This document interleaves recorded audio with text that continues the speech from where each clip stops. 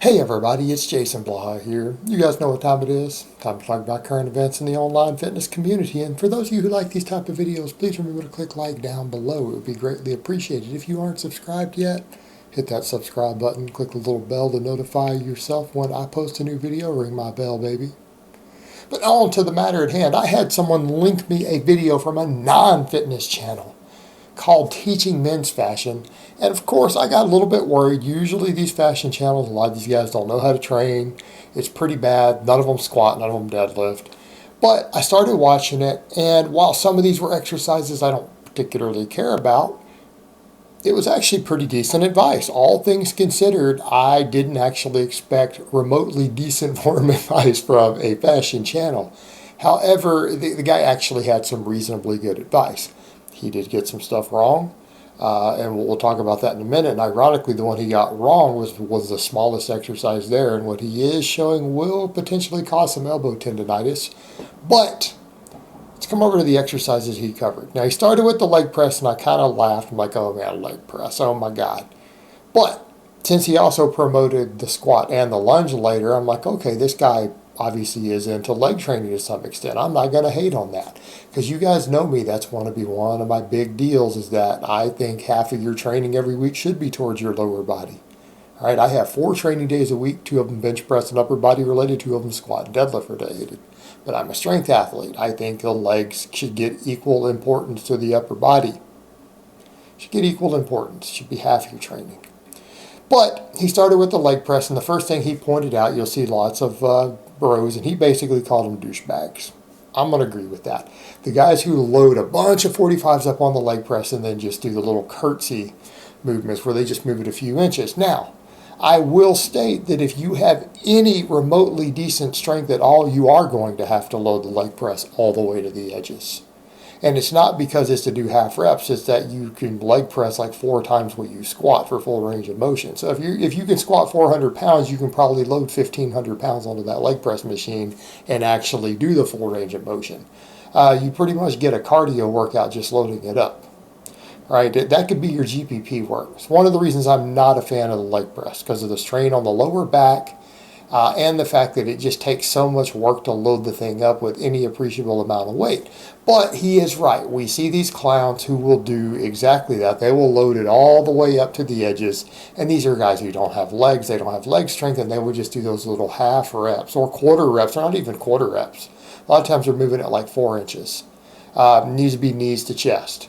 But you've got to be able to do it without rounding the lower back, and that can be difficult on it. So essentially, you would take the same stance that you do on your squat, although for a lot of us, the leg press isn't wide enough to do our squat stance, but same stance you do on your squat, and you need to bring it all the way down. Your knees need to go to your chest, right? Your knees need to touch your chest on every single rep, all the way up here, and then drive it all the way forward. Down to this little half rep, quarter rep, 8th rep, 10th rep, what these guys are doing.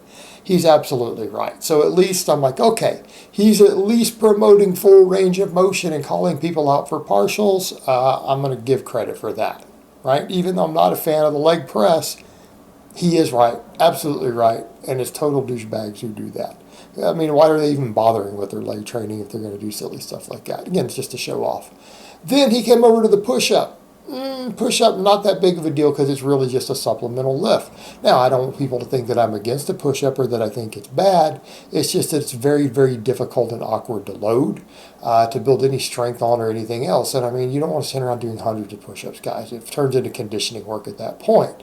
Now, does it have merit as a secondary exercise? Maybe if someone needs some extra training volume, a different angle after they're bench pressing and stuff, okay, fine. Push-ups, and particularly weighted push-ups, can have their place. The thing he pointed out, though, again, the elbow flare. Same thing we talk about on the bench press that he pointed out. You do need to bring the elbows in. You want to tuck a bit, right? You want to tuck a bit. You do need to keep them to your sides, not flared way out. Well, it's the same reason we do that on the bench press, right? See, guys who bench press, if you're flared way out like this, we know that it damages your rotator cuffs. You tuck. You tuck on the bench. Right, that's the correct way to bench press. Well, if you think about the movement pattern, it's pretty much the same on a push-up, and it doesn't matter whether you're doing a wider grip or he's doing like the closer ones, trying to get more tricep. The idea is the same. You do want to have that degree of elbow tuck, and it has to do with internal rotation of the shoulders. Now, he didn't mention that point, but that is what's going on, is that internal rotation of the shoulder that can occur can actually damage your shoulders over time. And so therefore you need to be aware of it. He also pointed out, again, people doing funny stability stuff with their lower body, letting their pelvis roll forward, all of that. Again, just silliness. The downside, of course, is that it's very difficult to load up a push-up with any sort of weight. And ultimately, we do need to be getting stronger, right? We do need to be getting stronger, unless you just want to turn it into a conditioning exercise, which, it has its place in GPP work. Not the worst thing in the world out there. What else did he cover? He covered pull-ups and chin-ups. Same thing. I love the fact that he said, look, you guys need to come all the way down and you need to come all the way up, and you don't swing your body, don't do the kippings. That's one of the big problems with CrossFit, and I understand that CrossFitters feel that there's a benefit to the kipping. I've heard their arguments. From a strength and conditioning perspective, they are flat wrong. It's one of the worst things they do is that whole swinging, cheating pull-up. But then you have the gym bros, as he pointed out, they don't come all the way down. Well, again, if you don't have a big, massive, thick back, or you don't have that V-taper that you guys want, a big part of that is usually that most people just do partials with their back. In other words, whether it's a row, they don't come all the way forward. On a pull-up, they don't come all the way up. You have to spread your scapula. And if you're doing partials and you're skipping the last 6 inches of the range of the motion at the bottom, what's happening? You're not spreading the scapula, you're not fully retracting the lats, and you don't build the wide back. Most of the guys out there, look, not everyone's out there trying to do what I do. Not everyone wants to be a powerlifter. No one wants to be a strength athlete. A lot of guys just want a wider back. Okay, well, that's fine. Pull-ups are great for that. But if you're not getting the full range of motion and actually spreading the scapula on there, you're not actually getting the back width that you want, because you're not training the lats. You're turning it into more of like a rhomboid and a mid-trap and everything exercise, which is fine. We want those things to grow also, but we could just do deadlifts for that. We don't actually need to do a pull-up to do that.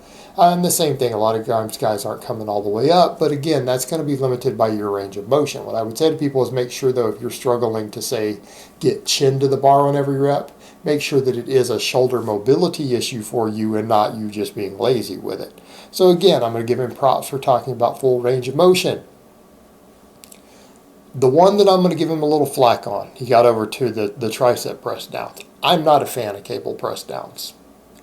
I'm all about chains, dumbbells, barbells. I'm even great with bands. I'm not a big fan of press downs, and it's because they inherently lead itself to exactly what he did wrong, which is the elbows close to the sides. Like he's saying, look, keep your elbows to your sides and do this, and you don't want to just jerk it down. No, I'm going to argue that you do want to jerk it down, not necessarily because you're flopping, but because if you understand the function of the triceps, the shoulder extension is required. This is required for full tricep activation, not just the elbow. It's not just the elbow. So you need to actually do this. And so it's the same thing when I'm doing them with bands, and I do them with bands, and I recommend them with bands. You do need to get that stretch involved. You do need to get the stretch on the long head of the tricep back here. This is the one back here.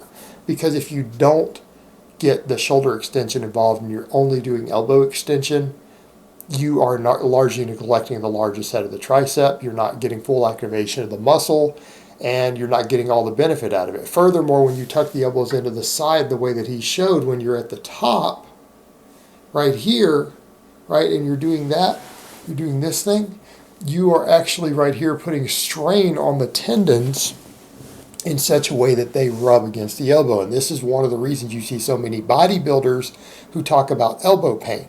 Right? How many bodybuilders out there are like, oh man, my elbows hurt, and they blame bench pressing and stuff, but you don't see as many power lifters who really do heavy benching for full range of motion where we lock it. You don't see as many of us with elbow pain. It's because of the way they do these extensions, the way they do this stuff can be problematic. And so I'm going to say no on that one. I'm going to say, yep, you're dead wrong. You're going to cause people to have elbow tendonitis. Fortunately, most of them are never going to get strong who are going to be watching a fashion channel for their training advice, so maybe they'll never get enough workload on there for it to be an issue, but it can over time cause issues. You can create tendonitis in the elbow that way. Next, he talked about the squat. I'm going to say his squat needs a lot of work. But to be fair, he's using full range of motion. He's using full range of motion and maintaining decent enough form.